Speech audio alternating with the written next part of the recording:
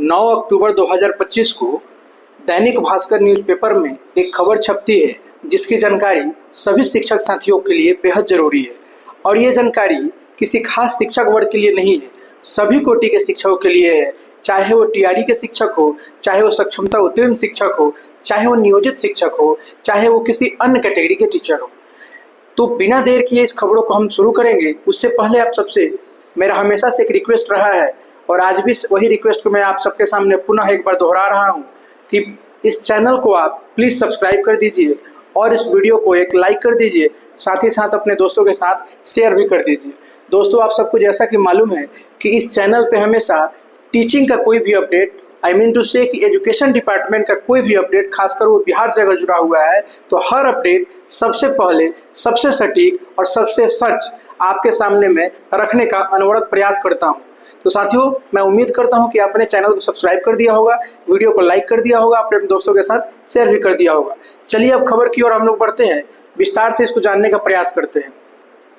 खबर यह है कि विशिष्ट शिक्षकों के लिए वेतन संरक्षण को लेकर कैंप 9 से यानी 9 अक्टूबर से जो वेतन संरक्षण के लिए एक लेटर इशू हुआ था, जिसकी जानकारी मैंने पूर्व में ही आप सबको इस यूट्यूब चैनल के माध्यम से दे दी थी। तो उसमें वेतन संरक्षण को लेकर जो लेटर आया हुआ था वो धरातल पे साक्षात नजर होता हुआ, पूरा होता हुआ नजर आ रहा है। और इसको लेकर के आप देख सकते हैं नवादा जिले से ये जो खबर छपी है उसमें इस बात का चर्चा किया गया है कि 9 तारीख से इसको लेके एक कैंप भी लगना शुरू होगा।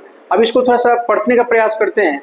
जिले के सभी विशिष्ट शिक्षकों के लिए बड़ी खबर है, अब उनका वेतन निर्धारण और वेतन संरक्षण कार्य चरणबद्ध तरीके से किया जाएगा। इसके लिए जिला स्थापना शाखा द्वारा 9 अक्टूबर से 15 अक्टूबर, है ना, 9 अक्टूबर से लेकर के और 15 अक्टूबर तक इस कैंप का आयोजन किया जाएगा।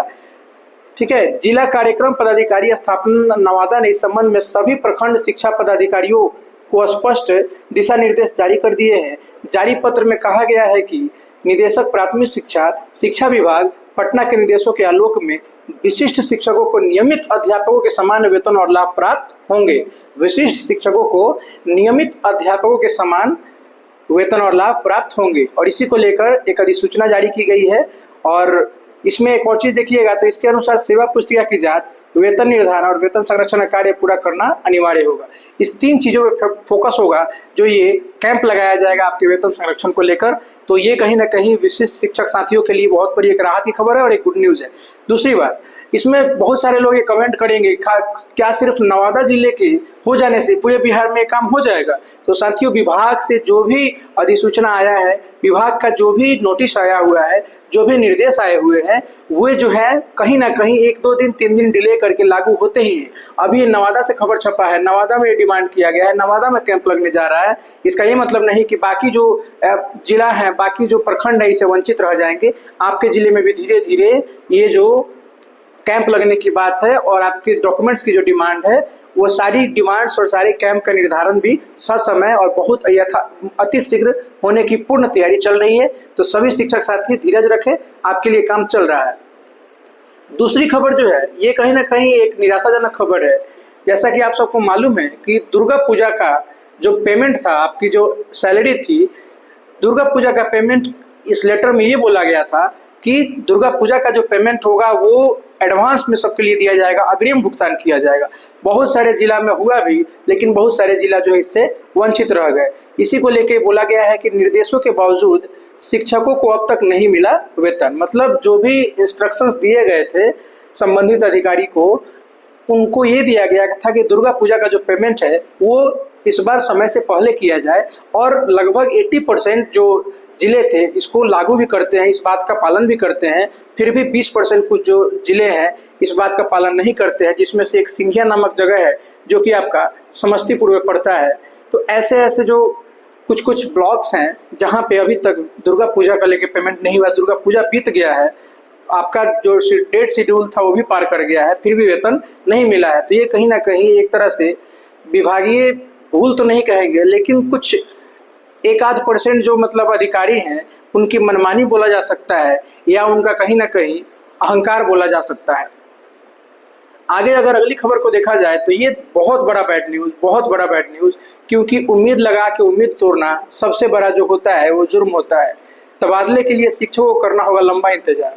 कितनी सारी ट्रांसफर की पॉलिसीज बनी, कितने सारे सॉफ्टवेयर बने, कितना म्यूचुअल हुआ, कितना जिले का डिमांड हुआ, सब कुछ होने के बावजूद बहुत सारे लोगों का ट्रांसफर हुआ भी। वो इस ग्रह से, इस लेवल से पार करके और उन्होंने अपने ज्वाइनिंग दूसरे स्कूल में करा ली, जिन पर भगवान की बहुत बड़ी मेहरबानी थी। इसके बावजूद कुछ शिक्षक साथी जो बच गए हैं, उनको सरकार ने, उनको विभाग ने ये बता दिया है कि तबादले के लिए शिक्षकों को करना होगा लंबा इंतजार। मतलब जो ट्रांसफ़र की जो प्रक्रिया है वो अब इतना जल्दी होने की संभावना नहीं है। इसके लिए आपको एक लंबे अरसे का इंतजार करना पड़ेगा। जिले में तबादला किए गए शिक्षकों को भी स्कूल आवंटन में देरी। जो 24,600 टीचर्स का जो जिला उनको मिला था, जिला अलॉट किया गया था, वो जिला जो मिला था उसके बावजूद उनको स्कूल अलॉट नहीं किया गया था। अब उनके स्कूल अलॉटमेंट में भी देरी है। मेरा ये सवाल है कि अगर स्कूल अलॉटमेंट में देरी था तो समझिए कि दिया जला के और तुरंत दिए को बुझा देना, ये कहाँ का इंसाफ है। आप ये 24,600 टीचर्स का जिला ही आवंटित नहीं किए रहते। आपने अगर जिला आवंटित नहीं किया रहता तो उनके मन में भी एक बात रहती कि एक संतोष रहता है कि हमने अप्लाई किया है लेकिन अभी तक उस पर कुछ हुआ नहीं। लेकिन आपने क्या किया, जिला आवंटित कर दिया और उनके स्कूल आवंटन के काम को लेकर फंसा दिया। तो ये उनका तो काम आपने ना पूरा ही किया, ना उनका काम आपने आधा ही छोड़ा। तो इसमें क्या बोला जाएगा। लेकिन इसमें सबसे बड़ी जो मतलब रोल है उसमें है चुनाव आचार संहिता। क्योंकि चुनाव आचार संहिता जो आप सबको मालूम है, आदर्श आचार संहिता बिहार में विधानसभा चुनाव को लेकर लगा हुआ है। इसको लेकर के आदर्श आचार संहिता का ही ये मतलब इसमें मेन रोल है, जिसके चलते ये जो शिक्षा विभाग का जो ट्रांसफ़र की जो प्रक्रिया है वो लटकी हुई नज़र आ रही है। खैर, ये तो चुनाव आचार संहिता को हम लोग बिल्कुल नहीं बोल सकते हैं, इसका कोई दोष नहीं है। लेकिन कहीं ना कहीं विभागीय कोताही तो है। 24,600 टीचर्स का आपने जिला ट्रांसफ़र कितनी जल्दी कर दिया। अगर आप उस पर थोड़ी सी भी सटीकता दिखाए रहते तो निश्चित तौर पे उन शिक्षकों को स्कूल अलॉट मिल गया होता और नए ऊर्जा और नए उमंग के साथ वो नए स्कूलों में पढ़ा रहे होते। लेकिन खैर, देखा जाएगा आगे क्या होता है। जो बचे हुए टीचर, जो 17,000 टीचर बच गए थे, उनके ट्रांसफ़र जो है उसमें तो सुपर डिले होगा।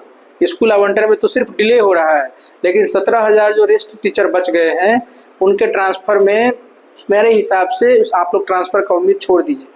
कड़वा सत्य है, आपको बुरा लग सकता है, आपको ये लगा होगा कि हम आपके खिलाफ बोल रहे हैं। साथियों, मैं खिलाफ नहीं बोल रहा हूँ, लेकिन क्या बोला जाए बताइए। इस तरह का अगर वर्किंग प्रोसेस होगा, वर्किंग स्पीड होगा, तो किस हद पे, किस आधार पे हम लोग किसी से उम्मीद लगाए बैठेंगे। खैर, जहां आप काम करें वहाँ खुशी से काम करें। मेरी ये दुआ है कि सभी कोटि के शिक्षकों का सारी विशेष पूरी हो। इस उम्मीद के साथ आप सबसे मैं विदा लेता हूँ, अगले वीडियो में मुलाकात करने को लेकर। तब तक अपना ख्याल रखें। धन्यवाद। जय हिंद।